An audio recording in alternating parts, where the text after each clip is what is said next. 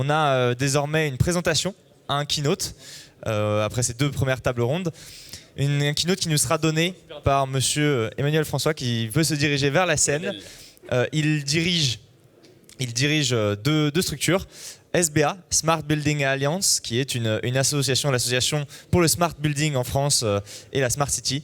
Et le fonds MAGE, un fonds qui finance des projets sociaux. Merci d'être avec nous aujourd'hui. Ma présentation sera très courte, et justement pour que vous puissiez dès à présent commencer pour nous parler d'un manifeste citoyen, enfin un manifeste pour les citoyens du 21e siècle.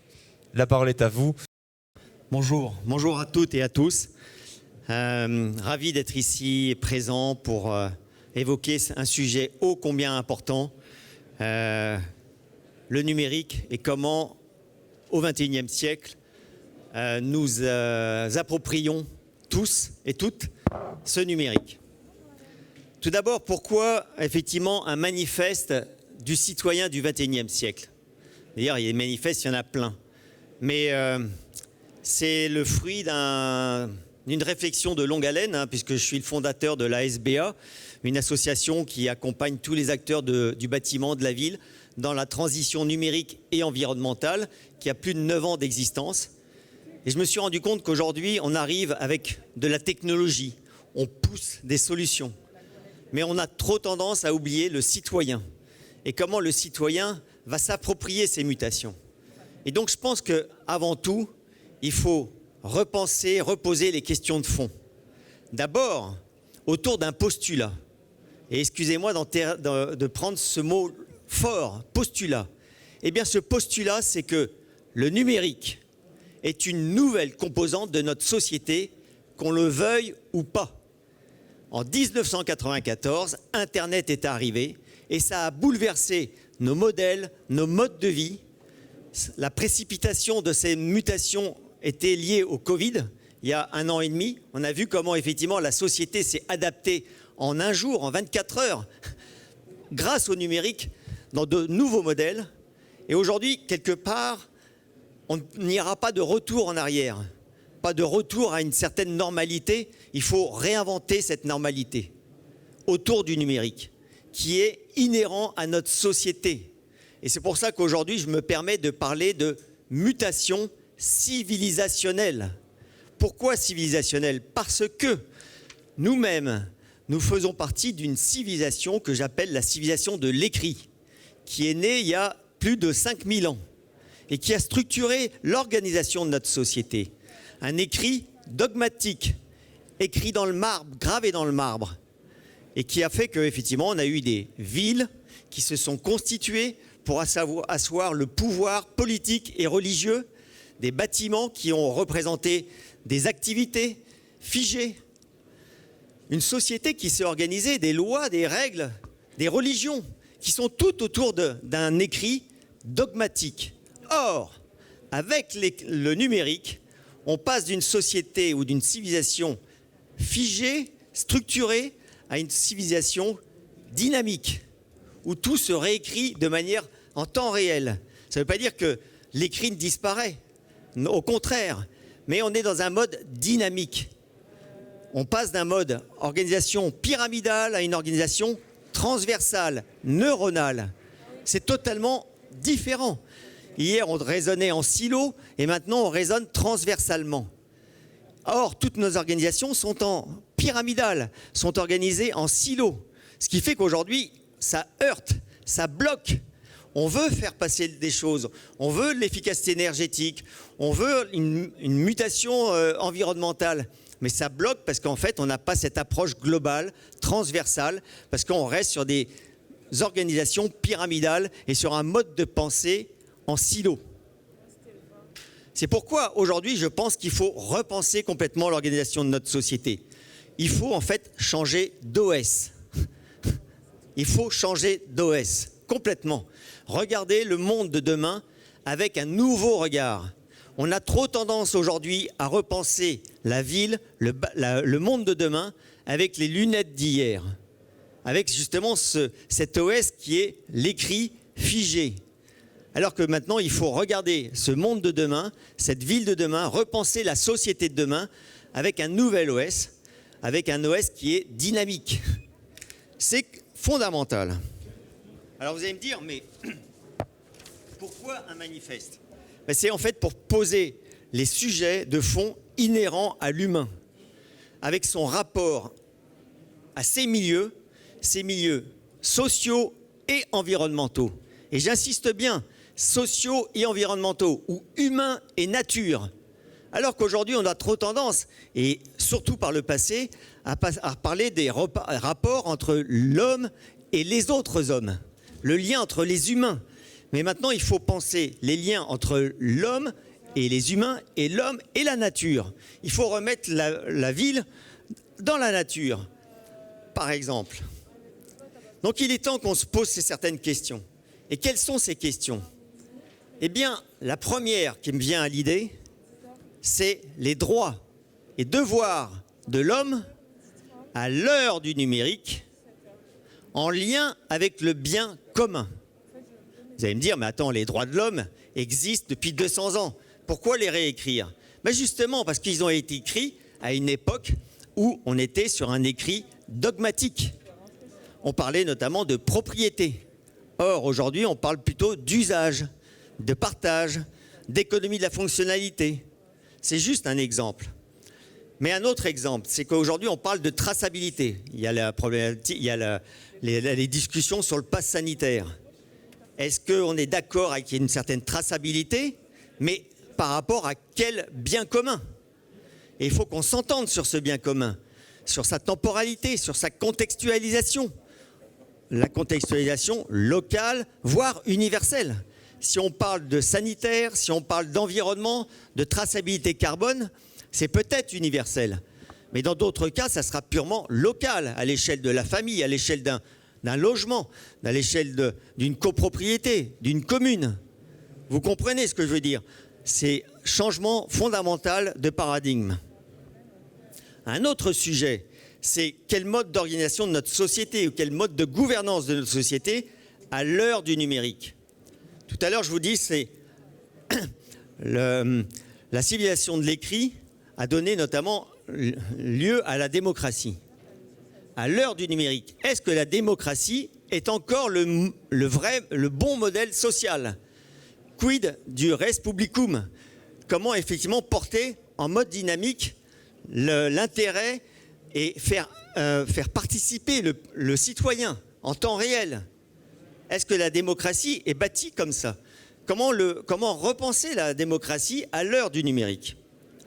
Également, les modèles économiques. On voit bien qu'on a des modèles économiques qui sont ce qu'ils ont, mais qui sont parfois bloqués, qui ne permettent pas justement d'avoir différents référentiels. Ça veut dire quoi des référentiels? Bien, aujourd'hui, on commence à parler de référentiel carbone, référentiel environnemental, référentiel sociétal, référentiel sanitaire, et pas qu'un référentiel qui est l'argent en euros.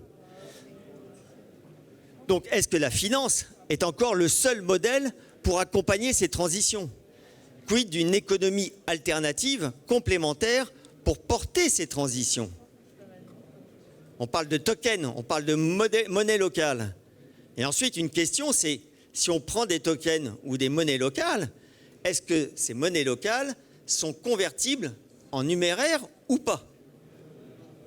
C'est des vraies questions fondamentales qui ne sont pas posées aujourd'hui et qu'on doit se poser, qu'on doit expérimenter. Enfin, une question qui vient de plus en plus, c'est quelle gouvernance de société à l'heure actuelle? On voit qu'on a une problématique générale de gouvernance, et avec notamment des abstentions aux élections. Mais ça va beaucoup plus loin. C'est même parfois des problématiques d'identité ou d'abandon de citoyenne. Eh bien, de citoyenneté. Je pense qu'aujourd'hui, il faut repenser complètement la gouvernance, aller vers des modèles beaucoup plus inclusifs. Donc, autant de questions fondamentales qui nécessitent d'être posées avant tout projet de société. Et le numérique, dans cette histoire, est justement une formidable opportunité de repenser la société. Alors, vous allez me dire, mais le numérique, aujourd'hui, on l'utilise. Oui, on l'utilise.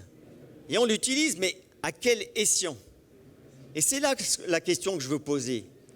Vous avez, je dirais, deux types d'utilisation du numérique au niveau mondial. L'un qui est plutôt au service du pouvoir de l'argent et l'autre au service du pouvoir du contrôle. Est-ce que c'est ce numérique-là qu'on veut? Y a-t-il pas une troisième voie? Une troisième voie qui est un numérique au service de l'humain, l'humain en relation avec ses milieux humains et naturels. Et comment on l'écrit cette histoire? Je suis désolé, mais aujourd'hui, cette discussion, cette problématique est nulle part. Dans aucun débat politique, dans aucun débat citoyen. Et c'est pourquoi, au Havre, il y a 3 semaines, on a lancé l'appel du Havre avec un grand nombre d'experts pour dire il est temps qu'on pose les vrais sujets, les questions de fond. Et c'est sur ces bases-là qu'on pourra demain bâtir la société de demain, le monde de demain, la ville de demain. Il est inconcevable de parler de smart city, de smart building, de smart home, si auparavant on n'a pas traité ces sujets. Ne serait-ce, je le répète, la traçabilité des données, la gouvernance des données. Alors maintenant, concrètement, mais je ne vous dévoilerai pas tout le manifeste, parce qu'il n'est pas encore, l'encre n'est pas encore sèche. On espère pouvoir le publier fin octobre, mais je vous donne quelques lignes, des grandes lignes, et vous allez voir la puissance de la réflexion et la puissance que ça peut avoir au niveau de notre société. Tout d'abord, c'est repenser quelque part l'état civil. La France a été à l'origine de l'état civil avec, je crois, c'est Napoléon. Eh bien, aujourd'hui, à l'heure du numérique, c'est un état civil numérique. Eh bien, pourquoi pas attribuer à tout individu un wallet universel dans lequel seraient gravées effectivement toutes ces données et qui lui pourrait permettre, par exemple, même à un SDF, d'être inclus à la société, d'avoir une rémunération, alors qu'aujourd'hui, c'est quasiment impossible. C'est aussi et surtout instaurer une culture digitale. Vous allez me dire, c'est quoi une culture digitale? Mais une culture digitale, c'est comme apprendre à écrire, à lire, à marcher. Et donc, c'est dès le plus jeune âge. On voit bien aujourd'hui que des parents vont donner leur portable à des enfants qui ont à peine 1 an ou 2 ans. Parce qu'en fait, ils pleurent et ça va l'occuper. Mais c'est juste contre-productif. Je dirais même c'est débile. Il faut qu'il y ait cette culture digitale. Et à tous les âges. Et bien entendu, aujourd'hui, il faut que le citoyen ait cette culture digitale.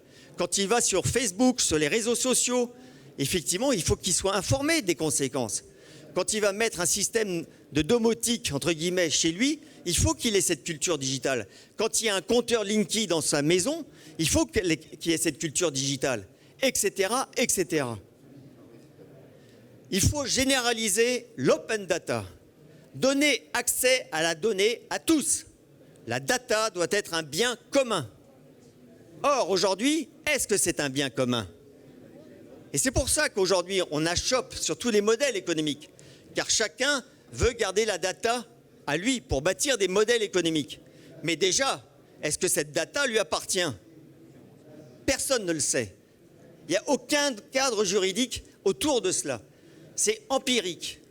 Eh bien, le manifeste du citoyen du XXIe siècle doit répondre à cette problématique.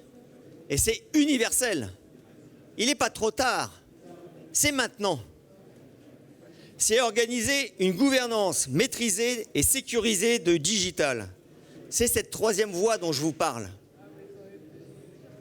C'est positionner la prospérité comme moteur de notre société et non la croissance. Ça fera plaisir à certains, notamment les écologistes. Mais ce n'est pas que les écologistes, c'est tous les citoyens du monde. C'est qu'aujourd'hui, il faut d'autres indicateurs. Et quand je parle de prospérité, quand nous parlons de prospérité, c'est une prospérité qui s'appuie sur d'autres indicateurs que l'argent. C'est promouvoir le local versus le global. Et aller vers une décentralisation et une nouvelle échelle. c'est aller vers une économie de l'usage, autour de communs. Une économie de la fonctionnalité, du partage des ressources. On voit bien qu'aujourd'hui, ça ne peut plus aller. Et on ne peut pas imaginer que les ressources sera l'apanage que d'un certain nombre.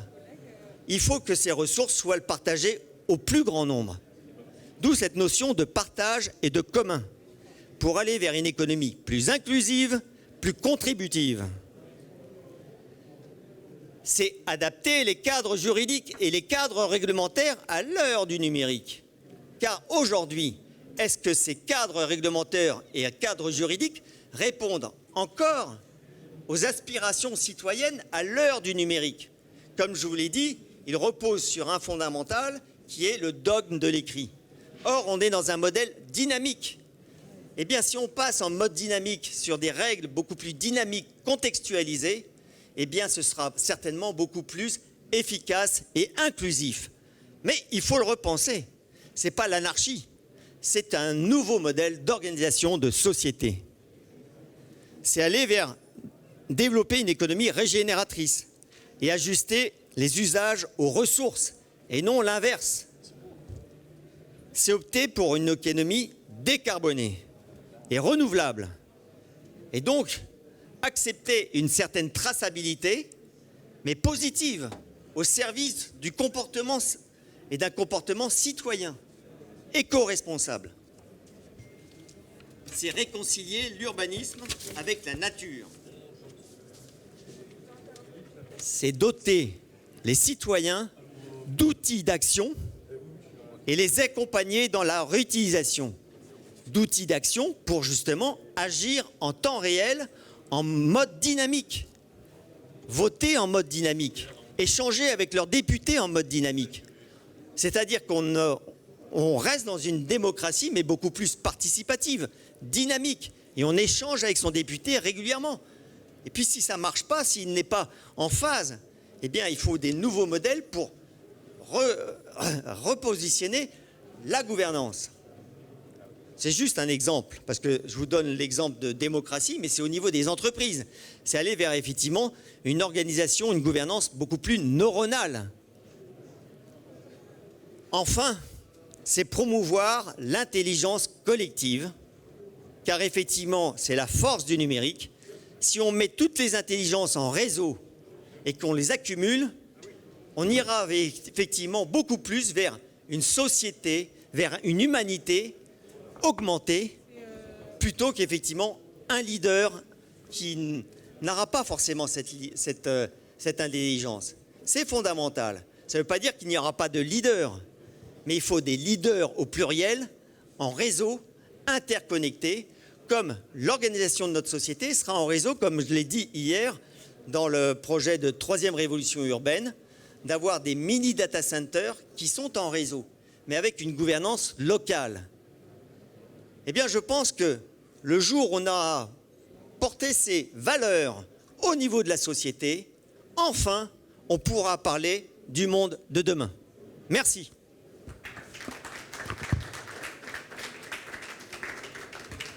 Alors, je crois qu'il y a 5 minutes pour 2 questions. Oui, merci beaucoup, Monsieur François, pour cette intervention. Est-ce qu'il y a des questions peut-être de la part du public sur ces enjeux qui sont nouveaux au XXIe siècle? Monsieur? Non? Oh. Pas nécessaire. Merci de vous dévouer. Bonjour à tous. Comment bousculer alors comment pourra-t-on enclencher en tout cas cette révolution, ou en tout cas cette réaction de manifeste en fait. Comment c'est une transition. Le manifeste, moi je souhaite que effectivement il soit par qui? Il soit open. Donc on va le publier et que quelque part ça soit viral. L'objectif c'est vraiment que ça soit le plus universel. Je vais être un peu provocatif. Il y a plus de 200 ans, en France, un groupe d'hommes a écrit les droits de l'homme. Et aujourd'hui encore, on parle des droits de l'homme. Comme je vous l'ai dit, aujourd'hui, ces droits de l'homme doivent être réadaptés à l'heure du numérique. Eh bien, l'objectif, c'est pareil, c'est que ce manifeste devienne viral et vienne instiller la société française, mondiale, sur le rôle du numérique et comment elle se repense à l'ère du numérique. Et pour ça, il faut utiliser les outils numériques, les réseaux sociaux, entre autres, tous les outils, pour communiquer et pour l'enrichir. Ce n'est pas un manifeste qui sera gravé dans le marbre, puisqu'on a parlé de fin du dogme de l'écrit. C'est un manifeste qui va s'enrichir perpétuellement. Et je pense que c'est en ayant cette approche qu'on va pouvoir effectivement instiller cette nouvelle mode de pensée. Et je crois que les jeunes, ce seront les premiers à s'emparer de cette vision. Autre question ? Une question de Monsieur Legrand, là, au premier rang. Bonjour Emmanuel, Dominique Legrand, N2V à nouveau. Merci pour ta présentation. En fait, ma question, elle est toute simple. Tu pars avec beaucoup d'énergie, beaucoup de conviction, je te connais comme ça. Est-ce que tu as des opposants à ça ? Alors... Parce que c'est bien, mais qui va freiner, voire bloquer ta démarche ? Oui. Alors, je suis enregistré, il faut que je fasse attention, mais j'en ai rien à faire. En fait, je vais vous dire, les principaux opposants sont ceux qui sont au pouvoir aujourd'hui. Et c'est pour ça qu'hier, je parlais comme premier défi, la démographie, avec un problématique générationnelle. Pourquoi ? Parce qu'en fait, ceux qui sont au pouvoir sont des vieux comme moi, qui soient le pouvoir politique ou en entreprise. Et ils n'ont pas vraiment envie de perdre leur pouvoir. Or, quand on écoute les jeunes, ils disent « Mais attendez, vous êtes en train de nous précipiter dans un fossé qu'on ne veut pas. Cette société-là, on n'en veut pas. » Et donc, effectivement, je pense que la force de ce mouvement, que je sens qu'effectivement, il y a une adhésion, eh bien, elle viendra du citoyen. Et ce n'est pas une révolution, c'est une évolution, mais qui sera portée par le citoyen grâce au numérique et aux réseaux sociaux. Et donc, entre guillemets, le pouvoir actuel ne pourra que suivre ce mouvement. Et je pense que c'est le meilleur moyen pour avancer. Merci pour cette réponse. Et j'ai confiance. Et je peux vous dire que dans le groupe d'experts, il y a des hauts fonctionnaires, il y a des personnalités du monde de la finance, il y a des sociologues, il y a des philosophes. Et tous ont bien compris qu'il fallait changer d'OS. Merci pour cette réponse. Peut-être une toute dernière question, si le public en a. Ou on peut passer peut-être à la prochaine conférence. Je vous remercie beaucoup. Merci. Et on peut applaudir notre intervenant.